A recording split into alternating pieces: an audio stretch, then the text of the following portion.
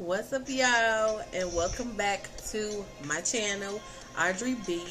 And if you're watching this, you know what time it is. It's time for another recap of the hit show, Abbott Elementary. So let's get into the video.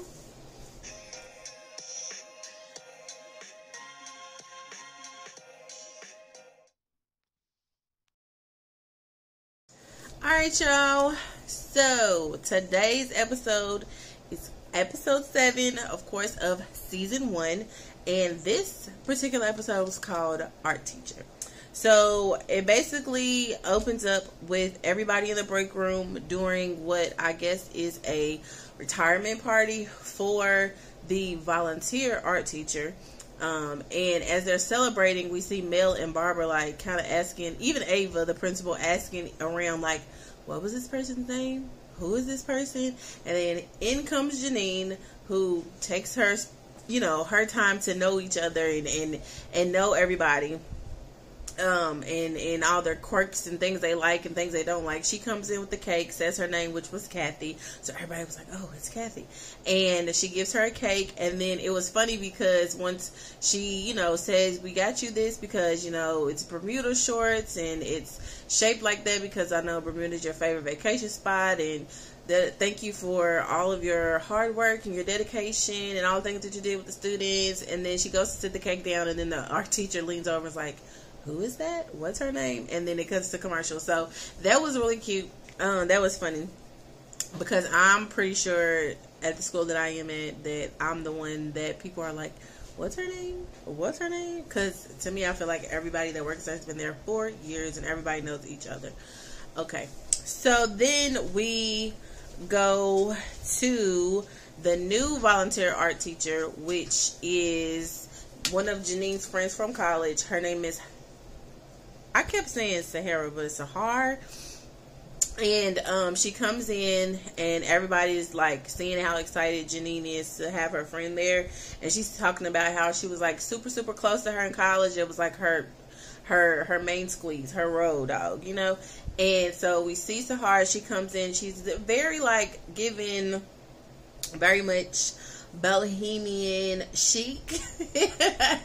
And, you could tell right off the bat that she's one of those deep, artistic, deep thinking type of people.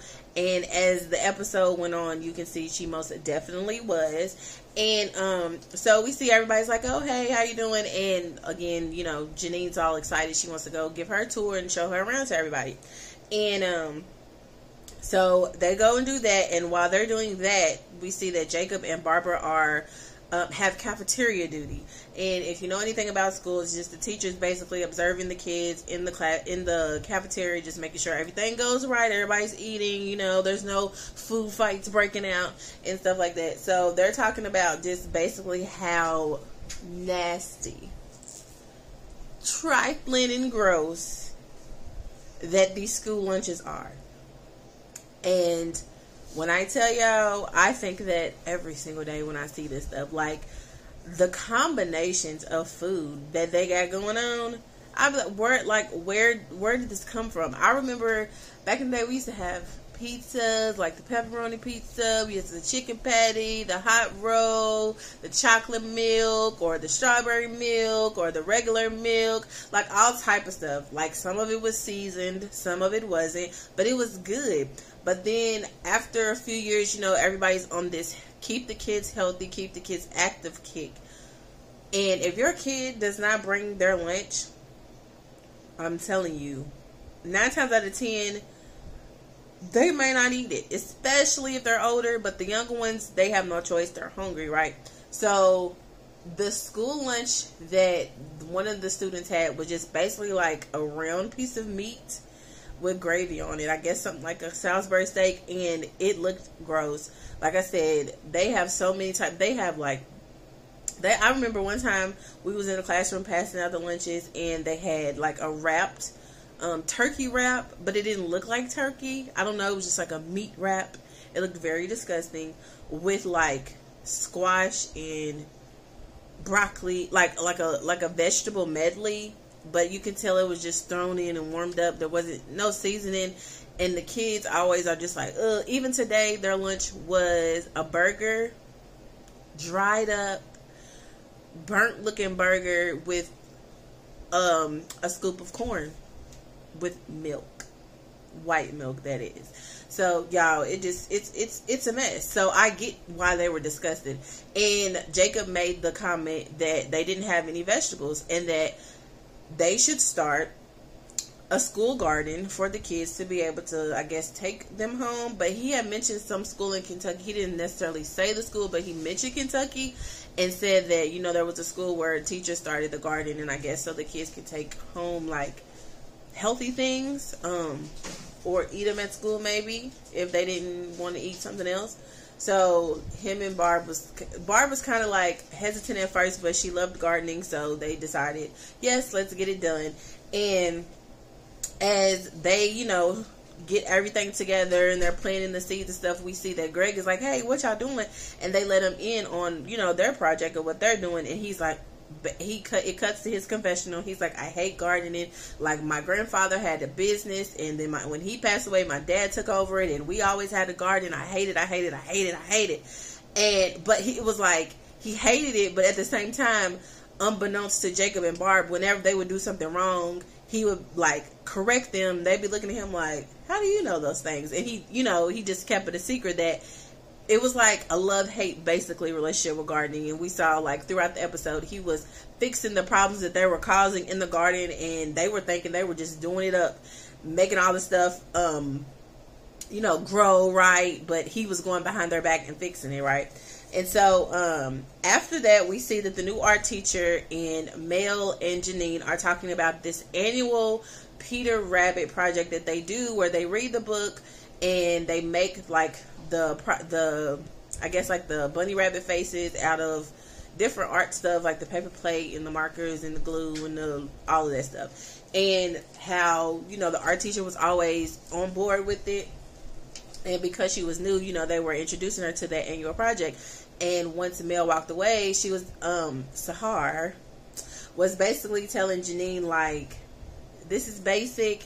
I thought you were, you know, the deep thinker. I thought you didn't conform to what everybody else wanted to do. There should be some type of, like, there should be something new, something hip, something, you know, better than just this basic project that y'all doing. And she was kind of like, well, you know, it's something that Mel loves. She started doing it when she was here, like when she first began teaching. Like, let's just leave it alone. And if you want to change something, let's run it by me, and then we're going to go together and run it by Mel. But she didn't do that. She went to Mel and basically told her, like, your project sucks. You need to do something different. And that really, that offended Mel, because she was like, this is something that the second grade class loves to do. And then once Janine was like, hey, like, why did you do that? That's when, you know, Sahar was basically like, I thought you was this deep person. Whatever happened to the person who was inspirational and groundbreaking and all the other stuff? Just kind of like, you know, those people like, whatever happened to you when you were in college? I thought you was this type of person. Oh, I thought you was this type of person. So that kind of made Janine feel like, oh, I don't want to, you know, disappoint my friend. I don't want her to think that I've conformed to the norm. So, okay, I'm down for it. You know what I mean? Kind of just falling for whatever our friend wanted to do, because Sahar, you could tell, had like a very dominant type of personality, and Janine was kind of like just the type of person that's easygoing. Whatever you say, I'll do it. Like, just thank you for being my friend type of thing.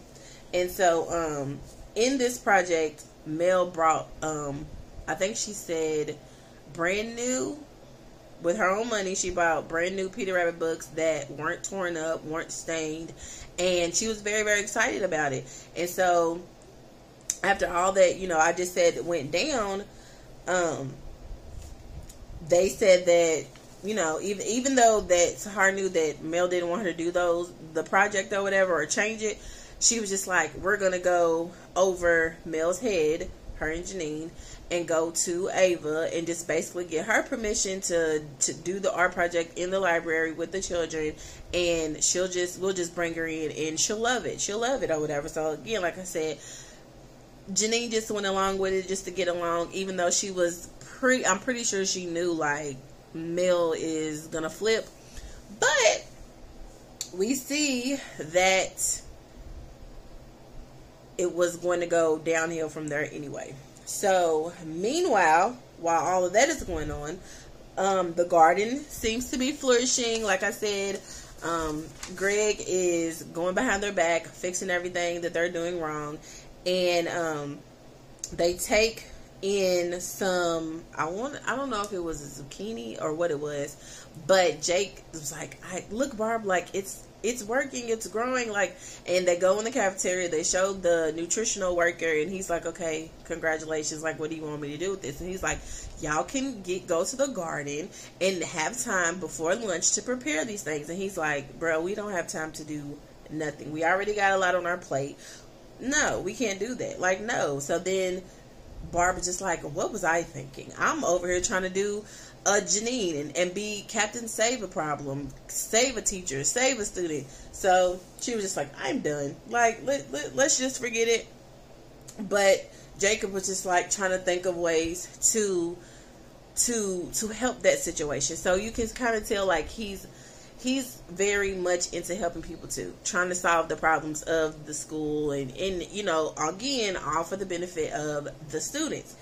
And so he goes home and prepares this huge pan and covers it with aluminum foil and brings it in to the school the next day of the zucchini or the squash or whatever it was. And this is like, I basically cut the middleman. I did it myself. So all they have to do is put it on the line and give it to the kids, and they get their vegetables. We use our garden. Everything is everything.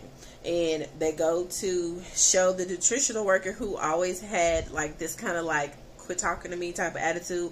And when I tell y'all, that's really how they are. And I guess it is because they got a lot on their plate. They got a bunch of diets. They got a bunch of students that they got to make sure are here. That, you know, make sure they get the correct number of food out. It's just a whole lot. So I applaud all the nutritional workers out there in the world, because I get it. I see you. School systems, everybody is just underworked, underpaid. No, overworked. I take that back. Overworked and underpaid and understaffed. So it's a lot. But anyways, he brings in the pan, he shows them, and he's just like, what is this? It's a bunch of pickles. And I was just like, zucchini do look like really bright pickles when you cut them up. But he was just like, it tastes good, it's good, I appreciate the gesture, but we can't serve this because you prepared this at your house, and threw it out. And they looked all shook. And I was just like, now they know that those days are long gone of when you can come into school with something from home and pass it out to the kids without an issue. There's allergies, there's certain diets that kids have to have. It's just all the, no, nobody can take anything from anybody's home, not even cupcakes for a birthday party, which is crazy to me, because that's where I used to have all of my birthday parties. My mom would bring candy bags, she would bring cupcakes or possibly a cake. I don't really know or remember, but all I do remember is that she was allowed to come into school, and it was real candy, it was real, not no gluten-free, everybody was eating cupcakes, and she interrupted the class, and it was the best day ever. But you can't do that no more. So he threw all that stuff that Jacob prepared, he threw it away, and they were just looking shook. Alright, so then we move to Janine and Sahar. Like I said, they go to get permission from Ava to go to the library above Mel's head. Even when she told them she did not want them to change the project, they did it anyway. And as they're in the office talking to Ava, she's paying Janine dust. She's ignoring her. She's annoyed by her even just being there. But everything that Janine says, Sahar is saying as well. But Ava is just like falling for it, loving it. You know, she's just... she's a trip. So then we see that they take Mel to the library. All the students are in there. They have their paper plate rabbit faces and standing in line, and they're like super souped up. She loves it. She loves it. And then we see as they go through the line, that Sahar has built like this garden type of thing, you know, where rabbits live, or, you know, and it's like trees, it's bushes, it's super cute. But then as you get closer, you see that all the things that she made, like the props and stuff for this, you know, home, this garden or whatever, for the Peter rabbits, is made of paper from the books that Mel brought with her own money. And I was like, the nerve. Like, how dare you? And then once Mel realized that, she took them glasses off, handed it to a student, and then it cut straight to a commercial. So you know she was ready to whoop Sahar's butt.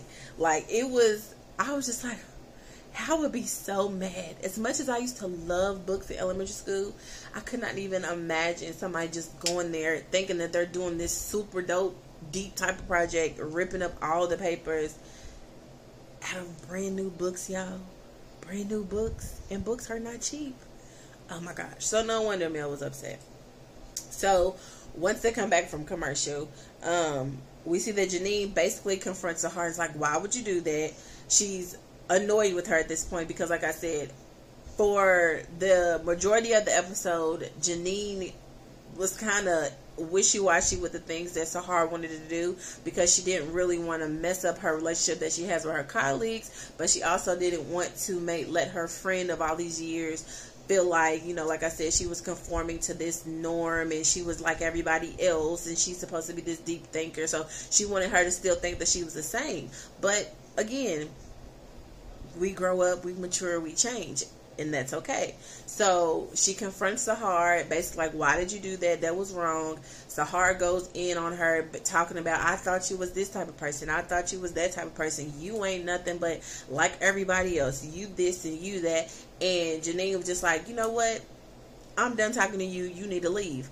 And then we see Mel is like, I'm proud of you. Like, I'm so proud that you stood up for yourself and you understood, like, she was in the wrong, and not trying to basically like ride her coattails or agree with everything. Like I said, she had the dominant personality and Janine just wanted to have a friend. And then we find out that basically in college, Janine didn't fit in. She didn't have friends, but Sahar was somebody that made her feel like she fit in, made her feel like, you know, she was somebody. And like Mel told her, being real is all the somebody that you need to be. You don't have to conform to anything or any way that people want you to be. You be yourself. You stand for what you want to stand for. You be you and let them be them, and let that be the case. And if they don't understand, they don't need to be your friend anyway.